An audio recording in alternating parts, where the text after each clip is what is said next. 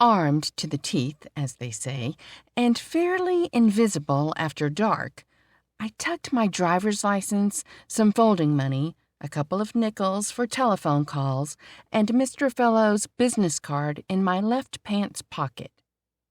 I had my hand on the doorknob when the image of a corpse with missing hands and smashed-out teeth popped into my mind. My stomach did a flip, and I stopped. Inside my head, I screamed at myself, "Don't go! You'll get yourself killed!" I pictured Lori and the kids facing life without Bob. I wondered if he had any life insurance. Since he'd recently changed jobs, probably not. Good old Bob. How on earth did he get himself into a mess like this?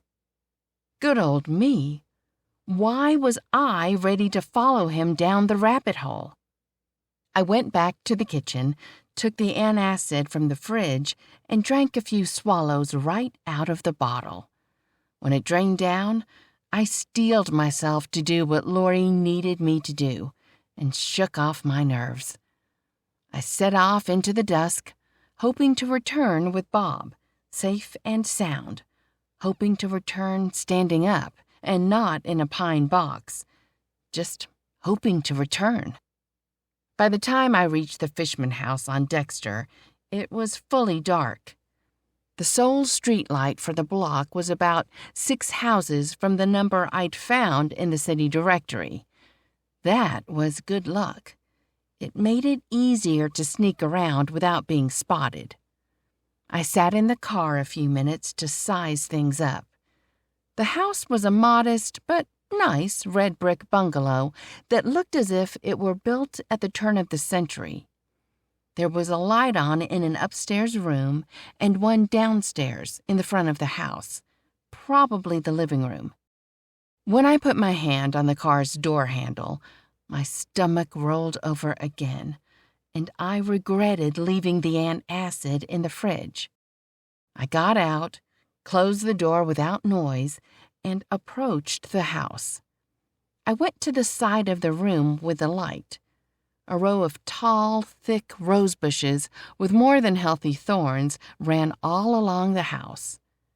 I wondered if that was a coincidence or if they were planted there so the thorns would discourage burglars and people like me.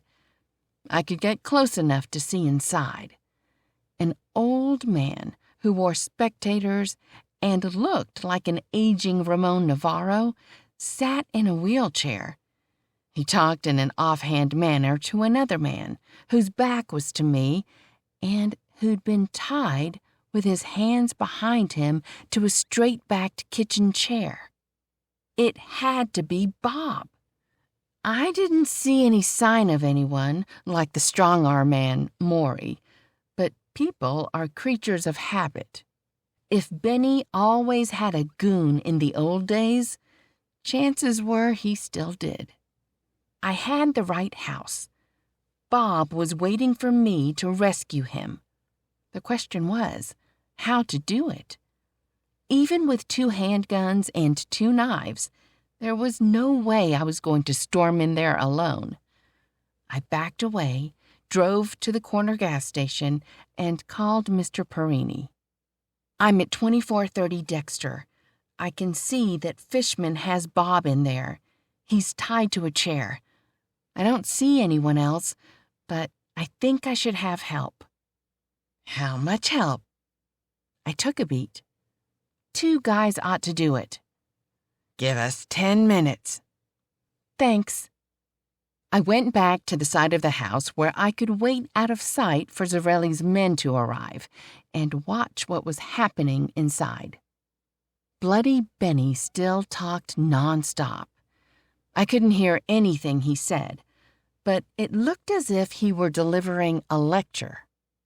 The night was balmy, but a sound of metal clicking on metal made me shiver. I'd heard it too many times in my life. It was a gun's hammer settling into the ready-to-fire position.